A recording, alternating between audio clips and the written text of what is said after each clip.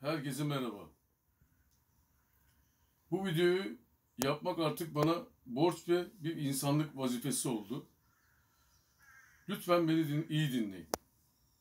Ülkemizde bulunan, ülkemizde çalışmaya gelen Türkmen ve Özbek kardeşlerimi saygıyla selamlıyorum. Sırf onların haklarını arama açısından kendime bunu bir insanlık borcu bildiğim için bu videoyu yapıyorum. Ülkemize çalışmaya gelen Türkmen bacılarımız evde bakamadıkları annelerine hizmet eden bu kadınlar yeri geliyor hastanelerde yatılı insanlarımıza, büyüklerimize saygı, şefkat ve hürmetle davranıp altlarını temizliyorlar.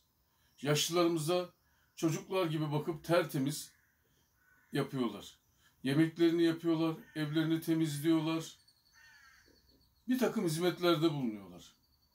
Fakat yeri geliyor bu insanlar işsiz kalıyorlar. Hele ki bu pandemi sürecinde ülkelerinin bile kabul etmediği bu insanlar, bütün kapıların suratına kapandığı bu insanlar işsiz kalıyorlar.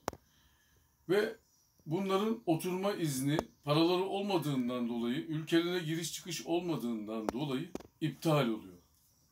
Geçen gün bir olaya şahit oldum.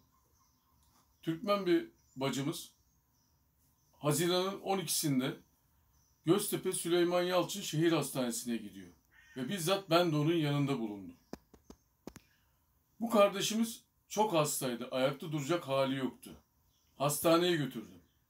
Ve bunu muayene ettirmeye. Dedim ki arkadaşımızın maddi durumu yok. Bunu muayene eder misiniz? Bizden 550 milyon muayene ücreti talep ettiler.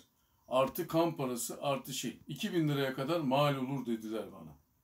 Ben de dedim ki Sayın Cumhurbaşkanımız Recep Tayyip Erdoğan'ın bir demeci var dedim. Dedim ki kimsesi olmayan, sosyal güvencesi olmayan insanlara bedava, ücretsiz bakılacak dendi. Fakat maalesef bu sözde kaldı. Bir takım insanlar bu sözü bir kenara ittiler. Neyse gelelim konumuza. Ülkemize gelen bu insanlar annelerimize, babalarımıza, yeri geliyor sakat kardeşlerinize, evlatlarımıza bakıyor. Bu insanlar ya yeri geliyor namussuz, şerefsiz diyorsunuz. Bunlara itibar etmiyorsunuz. Bunların namuslarına, iffetlerine laf söylüyorsunuz. Bu insanları bence başınızın üstünde taşımanız lazım. Bunlara saygı göstermeniz lazım. Bu sigortasız çalıştırdığınız, affedersin yemek bile verirken tane tane verdiğiniz yumurtayı bile, zeytini bile saydığınız bu insanlara bence biraz saygı göstermeniz gerekiyor. Umarım bu videomdan sonra bu insanlara da biraz merhamet edilir ve bu insanlara da yardımcı olunur. Tek gayem Allah için ben bunu yapıyorum ve bu insanların hakkını aramak istiyorum. Ve bu insanların birçoğunun bu ülkede başına ne geldiği de belli değil. Birçoğu da kayıp.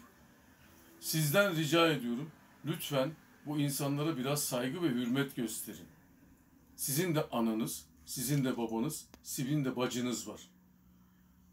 Umarım beni dikkate alırsınız. Türkmen ve Özbek kardeşlerimi saygıyla selamlıyorum. Allah'a emanet olun. En güzele emanet olun.